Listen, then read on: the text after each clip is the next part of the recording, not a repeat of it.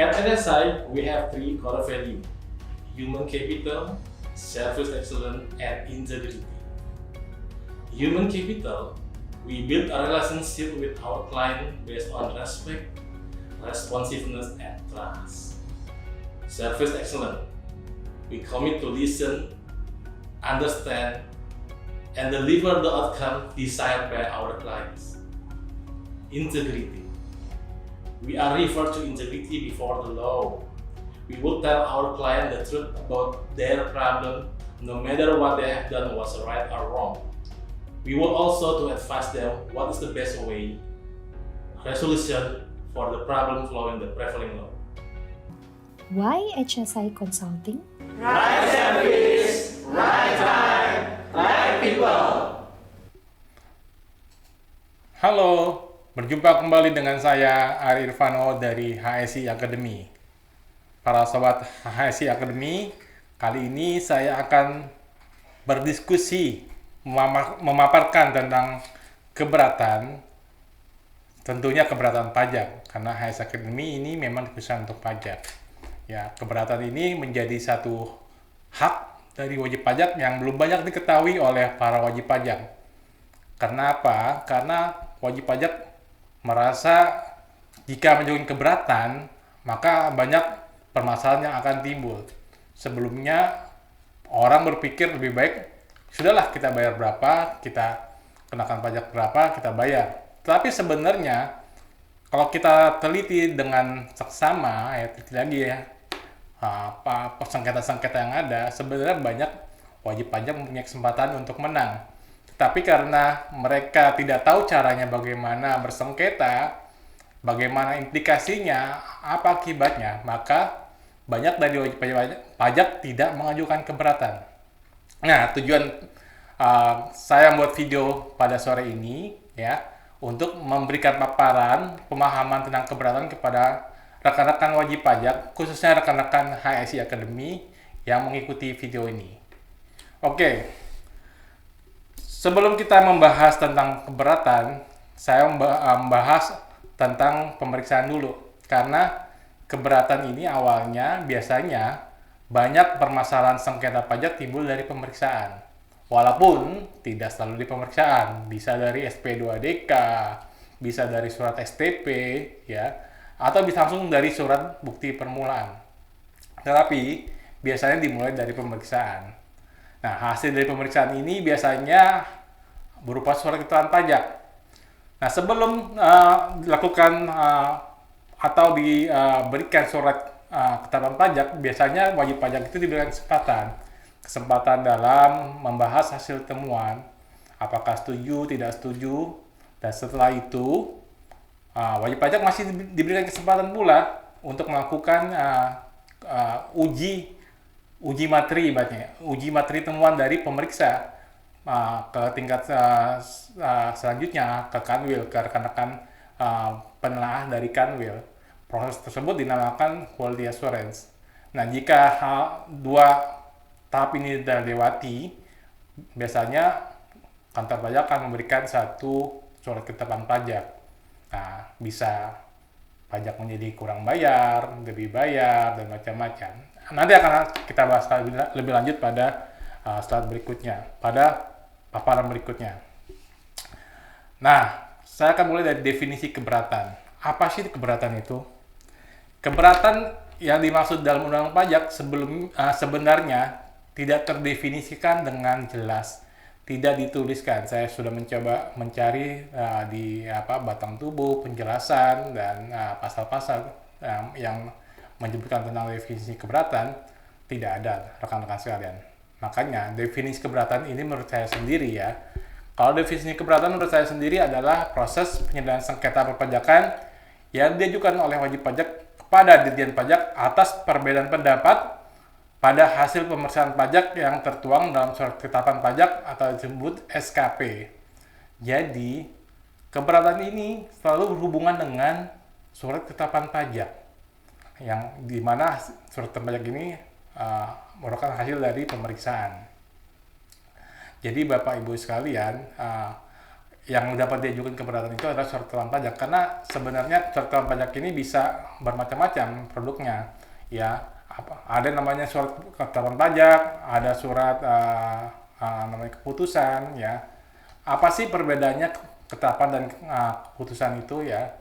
Biasanya ketetapan itu berhubungan dengan pelaksanaan undang-undang ya, di mana ditetapkan apakah Bapak sudah sesuai dengan undang-undang atau tidak, maka akan ditetapkan. Sedangkan keputusan itu merupakan pertimbangan individual dari pejabat kantor pajak.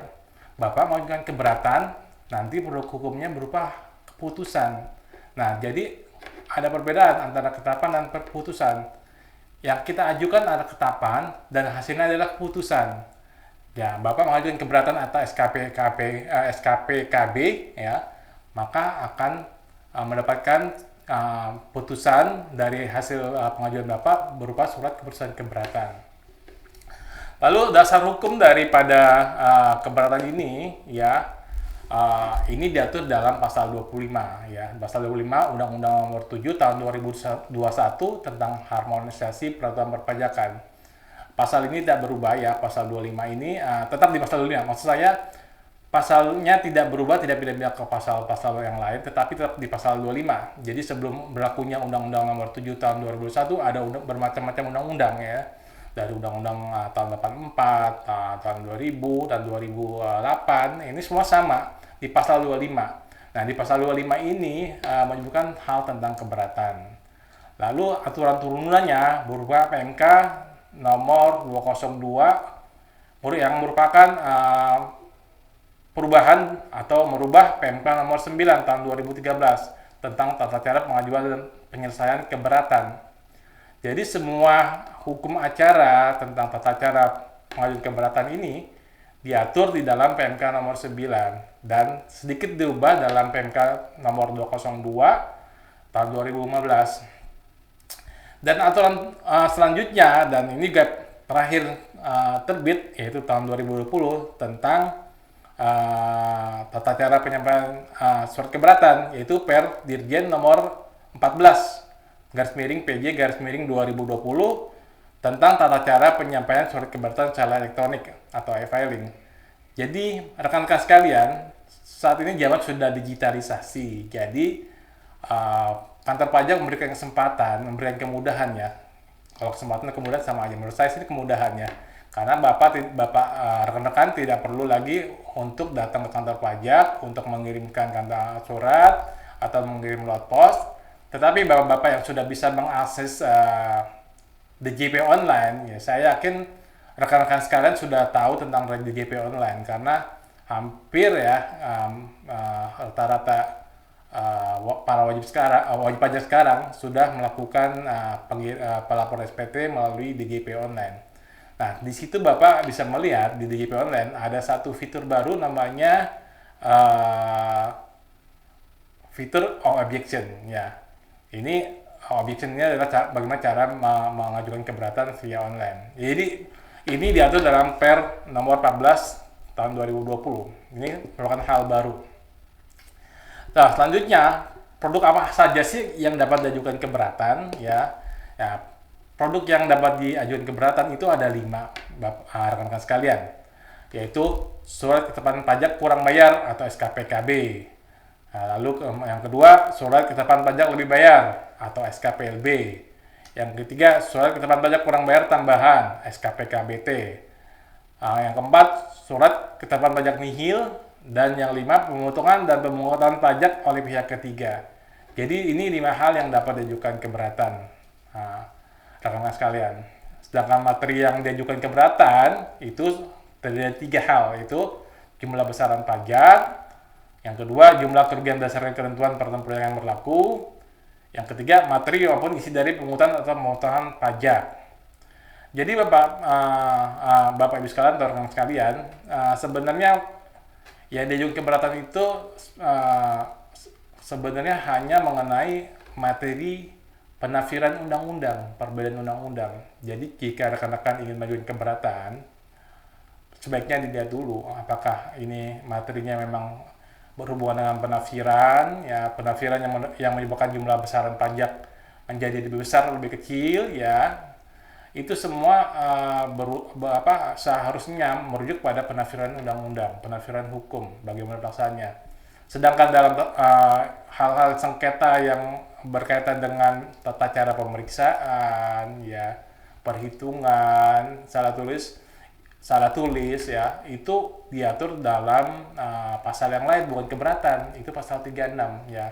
Kalau kebetulan majukan pasal 16. Kalau Bapak ingin mengajukan pengurangan sanksi pasal 36. Ini jalurnya bukan keberatan, ya. Jadi Bapak Ibu harus atau rekan-rekan sekalian harus benar-benar mengerti sengketanya sengketa apa sih, ya. Jika Bapak misalnya dipungut PPh sebesar 5%, ya. Contoh ini ya, sedangkan Bapak merasa bahwa sebenarnya cuma 2% karena ini biasa PPh 23, atau bukan jangan 5% lah, mungkin ini harusnya dipotong PPh pribadi, jadi PPh-nya 15% gitu. Tapi Bapak merasa bahwa rekan-rekan sekalian merasa bahwa ini seharusnya dipotong PPh 23, 2%. Nah, ternyata materinya ini tentang penafsiran apakah ini termasuk sewa ataukah penghasilan pribadi gitu kan. Kalau pribadi kan harusnya masuknya ke PPh 21 sehingga kena receh 21. Sedangkan PPh 23 ini masuk ke badannya. Jadi ini masalah penafsiran, maka akan dilihat sebenarnya materi yang disengketa ini materi tentang penafsiran hukum ini mana yang benar, apakah penafsiran dari rekan-rekan pemeriksa atau penafsiran dari rekan-rekan wajib pajak. Jadi ini masalah hukum, masalah perbedaan pandangan tentang hukum yang diajukan keberatan. Jangan ada masalah misalnya telat lapor, atau misalnya dalam pemeriksaan tidak diberikan SPHP, tidak diberikan undangan dalam pemeriksaan. Ini jalurnya bukan keberatan, jalurnya ke pasal 36. Jadi hal-hal yang berkaitan dengan keberatan ini hanya berkaitan dengan materi pemeriksaan. Ya, biasanya tentang penafsiran hukum. Jadi itu Bapak Ibu sekalian atau rekan-rekan sekalian. Selanjutnya, selain harus mengerti produk hukum yang diajukan keberatan, Bapak Ibu juga harus mengerti tentang syarat-syarat keberatan. Ya, pertama syarat formal pengajuan keberatan. Keberatan itu harus tertulis dalam bahasa Indonesia. Ya, jadi Bapak mengajukan keberatan dalam bahasa Indonesia. Kedua, mengemukakan pajak yang terutang atau jumlah pajak yang dipotong atau dipungut atau jumlah rugi menurut perhitungan wajib pajak dengan disertai alasan-alasan yang menjadi dasar perhitungan. Jadi dalam keberatan ini Bapak memang seharusnya mengemukakan alasannya kenapa Bapak mengajukan keberatan, ya. Itu semua sebenarnya sudah terangkum dalam lampiran ada lampiran PMK nomor 9 nggak salah ya. Itu ada lampiran surat keberatan. Bagaimana Bapak mengajukan keberatan, nah itu ada semua lampirannya. Dan satu surat keberatan hanya diajukan untuk satu surat ketetapan. Jadi biasanya jika diperiksa Bapak nih misalnya all taxes nih. All taxes ini kan keluar masing-masing sesuai jenis pajak yang diperiksa ya. Ada badan, PPh badan, ada PPh pasal 21, ada PPN, ada PPh pasal 23, ada potput, semua potput pasal 26 ya. Ini masing-masing akan dikeluarkan SKP, surat keterangan pajak. Tidak bisa Bapak mengajukan satu surat keberatan untuk 5 surat ketetapan ini ya, ketetapan PPh badan, pasal 21, 23, karena Bapak merasa kita untuk lebih efektifnya aja, nggak usah lebih bikin banyak-banyak surat, kita bikin satu surat keberatan. Tidak bisa Bapak. Jadi satu surat keberatan itu hanya diajukan untuk satu surat ketetapan. Ya, kalau Bapak ada 5 hasil produk hukum pemeriksaan, ya, pasal 21, PPh badan, PPN, ya, maka diajukan surat keberatan satu-satu menurut produk hukumnya. Lalu, wajib pajak melunasi pajak yang masih harus dibayar paling sedikit sejumlah yang telah disetujui wajib pajak dalam pembahasan akhir hasil pemeriksaan atau pembahasan hasil akhir verifikasi sebelum surat keberatan disampaikan. Jadi gini, Bapak Ibu sekalian, rekan-rekan sekalian, jika menerima SKP biasanya ada disebutkan berapa yang kita setujui ya. Contoh, ada SKP misalnya kurang bayarnya 500 juta. Tapi rekan-rekan sekalian atau wajib pajak sekalian ini hanya setuju 50 juta. Nanti akan tertulis di SKP-nya berapa yang disetujui, berapa yang harusnya dibayar ya. Nah, yang rekan-rekan setuju itu yang harus dibayar sebelum mengajukan keberatan ya. Itu harus dibayar karena itu jangka waktunya kan terhutang 30 hari ya. Kalau tidak dibayar dalam 30 hari jumlah yang disetujui, maka akan diteruskan dengan proses surat paksa ya, tagihan dan surat paksa. Jadi Bapak-bapak Ibu sekalian, dalam mengajukan keberatan itu Bapak harus sadar, Bapak yang disetujui itu harus dibayar dulu Pak. Ya. Keberatan sih tetap jalan, tetapi kalau tidak dibayar berapa yang Bapak setujui, maka proses sita atau pemeriksaan atau penagihan dan pemaksaan akan berjalan ya Bapak Ibu sekalian. Jadi itu. Lantas surat keberatan ditandatangani oleh wajib pajak. Dalam hal bukan oleh wajib pajak harus disertai dengan surat kuasa. Nah, jadi rekan-rekan sekalian, ini dalam keberatan yang terjadi pada wajib pajak pribadi ya, misalnya biasanya maju sendiri ya atau badan biasanya pengurus yang tertulis di akte ya direksi ya, biasanya direksi ya, kalau tergantung dari anggaran dasar dari badan hukum tersebut, apakah direksi atau mungkin ada hal-hal khusus. Tapi pada umumnya pribadi itu akan diajukan oleh orang pribadi, wajib pajak pribadi tersebut, sedangkan badan akan diajukan oleh pengurus, yaitu bisa direksi. Nah, satu hal yang harus di highlight, jika Bapak Ibu ya pribadi atau wajib pajak badan tidak punya kemampuan, tidak mempunyai pengetahuan tentang keberatan, itu bisa diwakilkan. Rekan-rekan atau para wajib pajak sekalian bisa menunjuk kuasa. Kuasa sebagaimana diatur dalam PP 55 yang baru itu ya, di mana kuasa itu bisa kalau orang pribadi itu bisa anak atau ayah ya, garis lurus sebenda ya. Sedangkan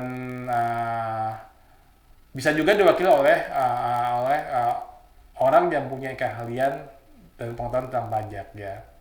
Itu bisa konsultan pajak ya, biasanya konsultan pajak. Sedangkan wajib pajak badan ini biasanya bisa, kalau pengurusnya tidak mau repot, biasanya bisa menunjuk anak buahnya, karyawannya yang mempunyai keahlian pajak, atau misalnya merasa anak buahnya terlalu sibuk ya, tidak bisa diganggu atau tidak mungkin kurang percaya dengan anak buahnya, bisa menunjuk konsultan pajak. Atau biasanya ya, memang tidak disebutkan secara spesifik konsultan pajak, tetapi keahlian itu biasanya diberikan dengan sertifikasi dari perpajakan. Biasanya itu dimiliki oleh para konsultan pajak. Jadi para wajib pajak badan biasanya kalau pengurusnya tidak mau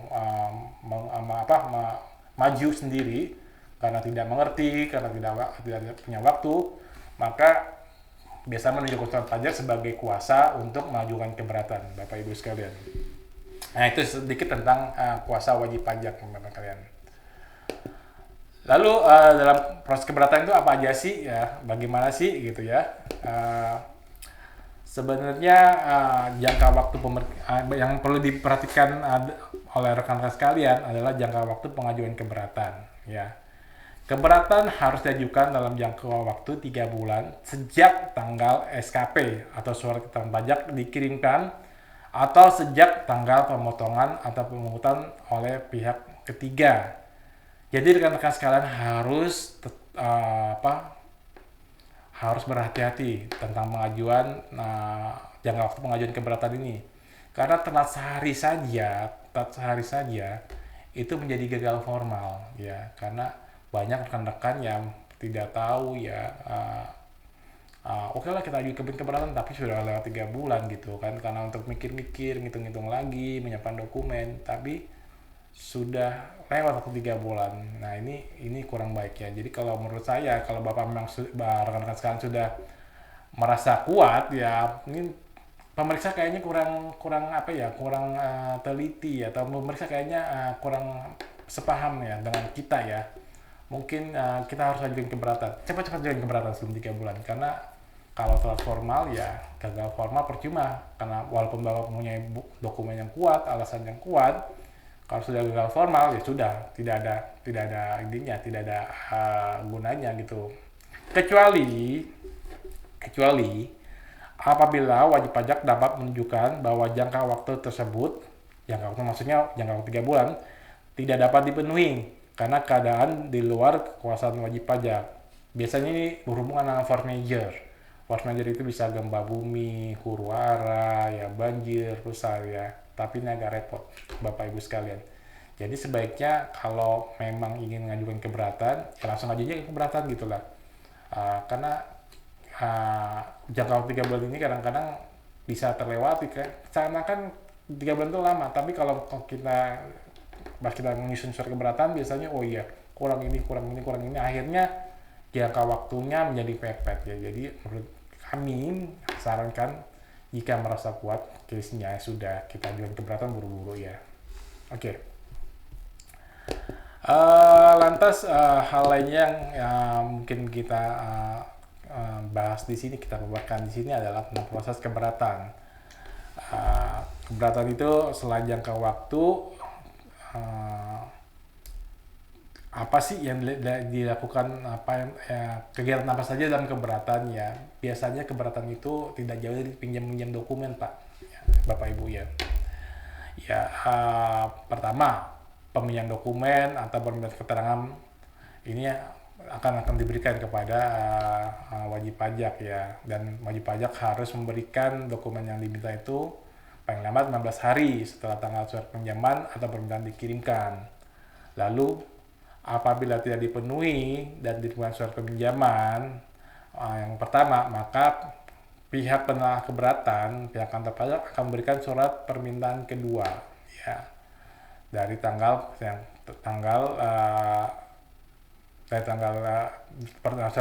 permintaan pertama ya, itu paling lambat, dan kita harus memberikan dokumen paling lambat 10 hari kerja setelah tanggal surat pinjaman dikirimkan. Nah, setelah itu ada proses lain, permintaan keterangan, permintaan dokumen lagi, mungkin selanjutnya akan berjalan mengalir seperti biasa ya.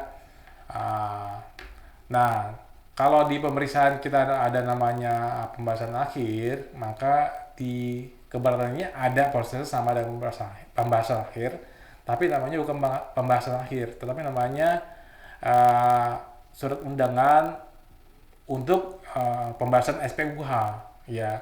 Jadi sebelum memberikan surat keputusan keberatan, DJP meminta wajib pajak untuk memberikan keterangan atau penjelasan mengenai keberatan melalui surat pemberitahuan untuk hadir atau SPUH. Jadi SPUH ini fungsinya dalam pemeriksaan sama kayak SPHP. SPHP itu surat pemberitahuan hasil pemeriksaan ya. Bapak diminta untuk menanggapi SPUH. Kalau di pemeriksaan SPHP, kalau di keberatan namanya SPUH ya. Lalu DJP dalam jangka waktu 12 bulan sejak tanggal